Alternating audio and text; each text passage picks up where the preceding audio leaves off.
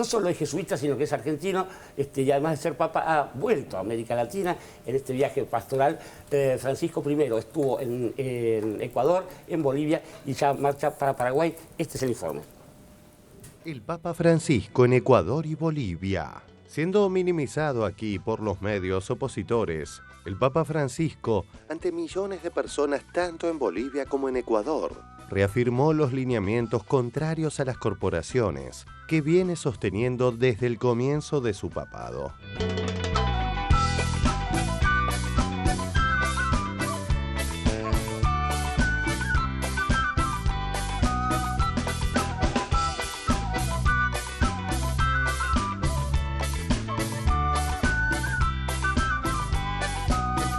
Algunos minutos después del horario previsto, el Papa Francisco llegó a Bolivia, donde fue recibido por el presidente Evo Morales en el Aeropuerto Internacional de El Alto. En su paso por Ecuador tuvo una misa ante 700.000 personas primero, ante 1 millón, primero fue en Guayaquil, luego en Quito, la más multitudinaria, y ahora estamos en la Plaza Cristo Redentor, en Santa Cruz de la Sierra, la única misa en su paso por Bolivia que va a realizar el Papa, donde se estima que ya hay 1.200.000 personas aguardando a Francisco. Por primera vez el Papa hace una salida donde habla en su propia lengua, en el español.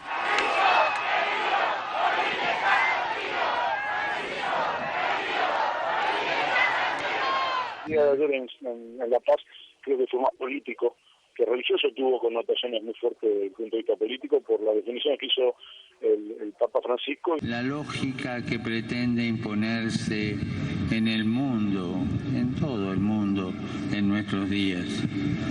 Una lógica que busca transformar todo en objeto de cambio, todo en objeto de consumo, todo negociable.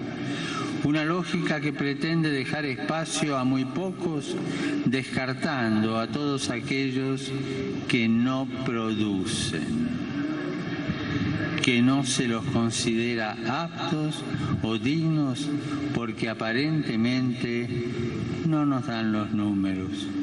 No es necesario excluir a nadie, basta de descartes. Denles ustedes de comer. Una mirada que siempre corta el hilo por el más débil, por el más necesitado. La riqueza más plena de una sociedad se mide en la vida de su gente. Muy orgullosos, dignos, ¿no?, de que esté acá, porque de tantos años va a volver un nuevo papa a visitar, y qué mejor que sea un papa argentino, más cercano a todo lo que es Sudamérica. Contenta, feliz. Si el crecimiento es solo material, siempre se corre el riesgo de volver a crear nuevas diferencias, de que la abundancia de unos se construya sobre la escasez de otros. Muchas gracias y que el Señor los bendiga. ¡Jayaya Bolivia! Con mucha emoción. Bueno, pero con ese acento vos no sos boliviano. No, yo soy andaluz, pero me enteré que venía el Papa a Bolivia y no tuve otra que venir aquí a verlo. ¿Ah, te viniste especialmente? Sí. Yo tengo que confesar que soy ateo, pero esto me está haciendo... ¿Te mueve algo? Sí, el hecho de que venga él aquí me da emoción. Un pobre que muere de frío y de hambre hoy no es noticia. Pero si las bolsas de las principales capitales del mundo bajan 2 o 3 puntos, se arma el gran escándalo mundial. Creo que el Papa viene a acercar, entre otros motivos, a este viaje, a las conferencias episcopales, a los gobiernos populares, ¿no? Que casualmente 24 horas antes de que llegara el Papa, la conferencia episcopal ecuatoriana parecía como querer meter una grieta y había sacado como un documento muy duro contra el presidente Correa, y el Papa, ni bien llega en el aeropuerto, se encolumna más detrás de la política que de las rencillas internas. Doy gracias a Dios por haberme permitido volver a América Latina. Señor presidente, podrá contar siempre con el compromiso y la colaboración de la Iglesia para servir a este pueblo ecuatoriano que se ha puesto de pie con dignidad. El paso por Ecuador del Papa ha causado sensación en cuanto a los discursos que ha dado, discursos además no solamente evangélicos, sino muy vinculados con la realidad social del lugar, pero también con la realidad política, en cuanto al tema de las libertades y la lucha contra los personalismos. Cierto que ha habido mucha cordialidad. En lo personal hay una muy buena relación entre, el Papa y Correa. Perfecto, muy bien. Hemos tenido un pequeño corte y le agradecemos muchísimo a Sergio, que está trabajando discursos muy vinculados con la realidad política, en cuanto al tema de las libertades y la lucha contra los personalismos. Santo Padre, usted en su encíclica cuestiona el estilo de vida de los países ricos por insostenible y antihumano. Estamos en un sistema mundial económico que no es bueno. Al centro de todo sistema económico tiene que estar el hombre y la mujer, y todo lo demás al servicio del hombre. Pero acá, al centro, está el dinero, el Dios dinero. Toda la economía se mueve descartando.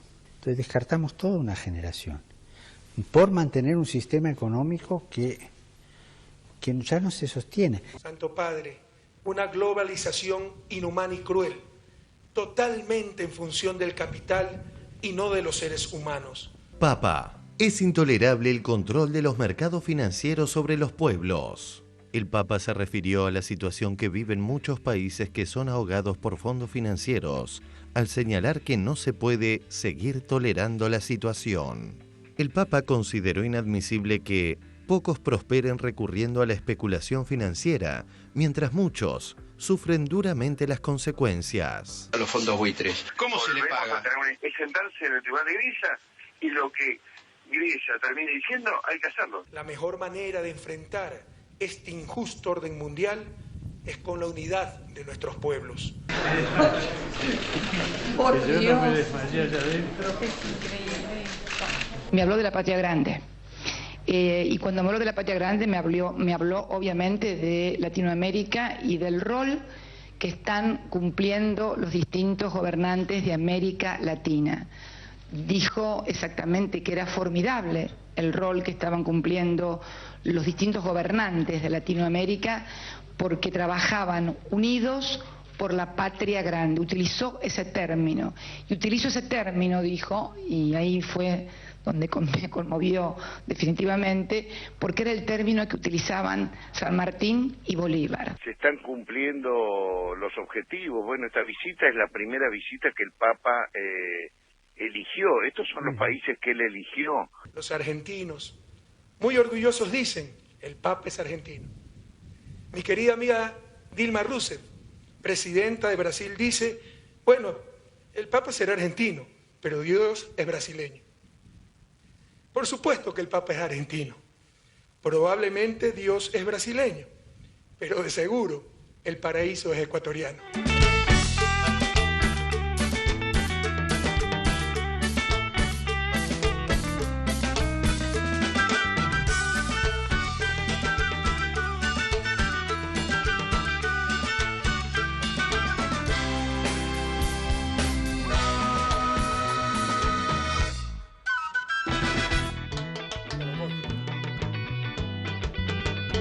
Bueno, ay, Bolivia, Bolivia, allá Francisco, un papa americano, querido Alberto, digo, ¿cómo se puede leer todo esto también en función de esta historia, de las independencias, del rol central que ha tenido la Iglesia como institución y esta Iglesia que nos resulta un poco desconocida, ¿no?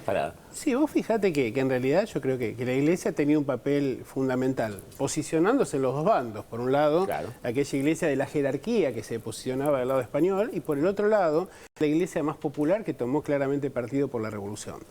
Y hay algo que no nos deja de llamar la atención, que es el hecho de que, mientras que la política de los unitarios fue la persecución de la Iglesia, la expropiación de sus bienes, la manera, el canal que encontró Rosas, por ejemplo, para vincularse y el Partido Federal con los sectores populares fue la Iglesia. Entonces, efectivamente, en realidad, uno podría pensar que hay un conflicto que está de fondo aquí entre la posición de de Francisco respecto de gran capital internacional, y en aquel momento la confrontación entre Gran Bretaña por un lado y lo que era la Iglesia católica fundamentalmente, ¿no? Es decir, básicamente el hecho de generar una sociedad de consumidores esencialmente donde la Iglesia no tuviera lugar e implantar el mercado brutal sin ningún tipo de tamiz. Y también me parece que hay otra reflexión que es importante, que el Papa está recuperando las raíces del peronismo, ¿no? En este sentido lo digo, no solo por cómo se pueda reconocer él, sino en esta noción del peronismo con la idea de comunidad organizada, con la idea del peronismo como ese componente fundamentalmente cristiano. La doctrina social de la Iglesia. La doctrina social de la Iglesia que está recuperando y que efectivamente ha sido uno de los componentes esenciales en la articulación del movimiento nacional y popular. Y que claramente aparece en las políticas que se están implementando ahora. Fíjense, mientras el Estado Nacional permite, empodera al pueblo y permite que el pueblo, por ejemplo, llegue a la vivienda, Macri nos dice, bueno, alquile, pero en realidad alquilan 8 personas y todos los fondos van a parar a publicidad, ¿no? Y me parece que está muy marcado esto. Ese cruce de cómo los laicos se sintieron o nos sentimos unitarios en alguna época de la historia, creo que también es una clave de la famosa grieta, pero una más seria, ¿no? Dante, estabas pidiendo pistas. Sí, porque bueno, es insólita la lectura que hacen algunos medios de la visita del Papa, especialmente a Ecuador y a Bolivia. Es algo así como una especie de visita para recordarle a Correa y a Evo Morales acerca del personalismo y para defender la libertad de expresión. Faltaba sí, pero me parece que claramente es un gesto político enorme de apoyo y tampoco me parece casual. Charlábamos con Edgardo la otra vez acerca de la nueva encíclica de Laudato Si, que la encíclica acerca de la casa común, es decir, la cuestión del ambiente y la protección del ambiente, y hay enormes conexiones con el trabajo que se está haciendo en Bolivia y en Ecuador, el trabajo constitucional que se ha hecho en torno a la defensa de la naturaleza. Son las dos constituciones que están hablando de derechos de la naturaleza, una transformación en el ámbito jurídico enorme, ¿no? Y si uno rastrea incluso también en la línea de la otra encíclica de Evangelii Gaudium, hay elementos de la doctrina social de la Iglesia clarísimos, y después hay algunos puntos que son para destacar. Yo sé que alguno quizá no tendrá tiempo, son 200 páginas, pero con un enorme contenido. Lo que yo recuerdo así de memoria, bueno, la crítica al sector financiero, al capitalismo financiero, atraviesa, finalmente es ese capitalismo el que acaba destruyendo al planeta. Ahora, después está la cuestión de la ecología como un problema social, y especialmente un problema para los pobres. Una vez se repite, bueno, si el mundo desaparece, si el mundo se contamina, nos afecta a todos. No, dice, no, los más afectados son los pobres. Y después hay una enorme crítica también a la cuestión de la propiedad, algo que por supuesto está en la doctrina social de la Iglesia. Es decir, hay un sistema de propiedad perverso que hace que, por ejemplo, en países como la Argentina, no lo nombra, pero eso está, hay algunos que no puedan acceder a los espacios verdes todavía mínimamente sanos, ¿no? Eso está. Teléfono para nuestra Constitución, que esperando una reforma, ¿no? Claro, claro. Pero digamos, y después, incluso también, hay todo un capítulo dedicado a las relaciones internacionales, en las cuales, por ejemplo, dice, hay una deuda del norte para con el sur. ¿Sí? Eso, son principios que, por supuesto, lamentablemente no tienen, no se popularizan, o por lo menos no aparecen en los principales medios. Casi sospecho porque Edgar o Moca. Sí, solamente un apunte en relación a lo que dice Dante.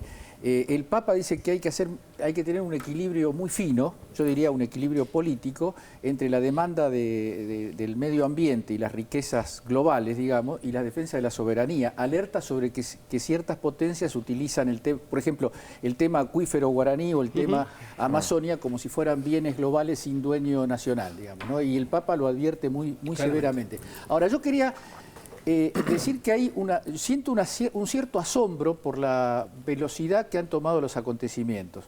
No sé cuántos días pasaron desde la elección griega, 4 días, pongámosle, tuvimos la elección griega, el primer no europeo, no el único no, como dicen, sino el primero, porque después van a venir otros.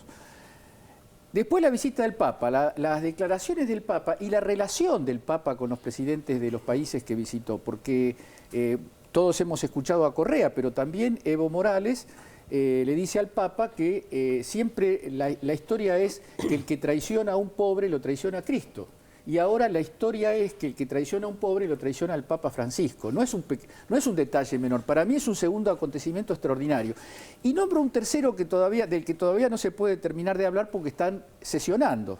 la gente del BRICS está reunida en un lugar que se llama Ciudad Ufa, que en realidad es Ciudad Ufá, no Ufa de... Sí, de Castillo. Y que está produciendo, no se sabe todavía cómo va a ser el aspecto propiamente dicho resolutivo de esa reunión, pero hay una nota, se me acaba de olvidar el nombre del periodista de Página 12 que hizo una nota muy, muy interesante, porque es una crónica con un nivel analítico muy, muy profundo, donde habla de que lo que está discutiendo el BRICS es un polo de desarrollo y asistencia económica global alternativo al Fondo Monetario Internacional. Un polo no basado en el derecho prioritario y principal de la potencia. China en ese proyecto que se está elaborando de Banco de Desarrollo y de Fondo de Asistencia tendría un 2% de los votos, a diferencia del FMI, donde entre Estados Unidos y las 4 potencias occidentales aliadas tienen el 34% de los votos en el FMI. Y dice la crónica que un funcionario ruso de altas responsabilidades dijo que uno de los primeros casos donde ese fondo de asistencia para las emergencias económicas donde se podría utilizar es en Grecia. Es decir, están pasando cosas muy densas en el mundo. El otro día Macri dijo que el kirchnerismo es el pasado. Yo creo que Macri no se equivoca en resistirse a mirar el mundo, porque el mundo está dando malas noticias para las derechas. Y esto yo creo que tanto lo de Syriza como lo del Papa como lo del BRICS están marcando una aceleración de esos tiempos. Ojo, porque sabemos lo que pasa cuando un burgués se asusta, ¿no? Sabemos quién viene atrás, pero... Mariana. Quería, en la línea, porque no está por razones obvias, un ratito antes de que saliéramos al aire, el Papa Francisco estuvo reunido con los movimientos sociales en Bolivia, y algunas de las cosas que planteó, que me parece es una especie como de decálogo de lo que está ocurriendo en América Latina, y algunas, porque pensaba, bueno, ¿qué frase le van a sacar mañana a estos medios poderosos para hacerle decir lo que él en realidad no dijo? Se les va a complicar, pero bueno, algo van a inventar, por supuesto. Celebró el rol del Estado respecto de cómo plantea ciertas economías sociales en América Latina.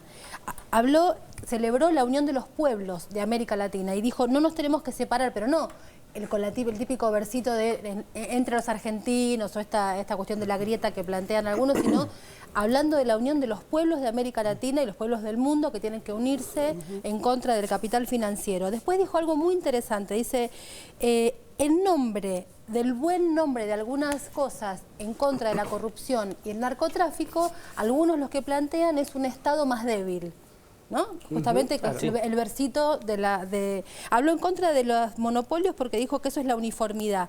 Y después terminó su discurso pidiendo perdón.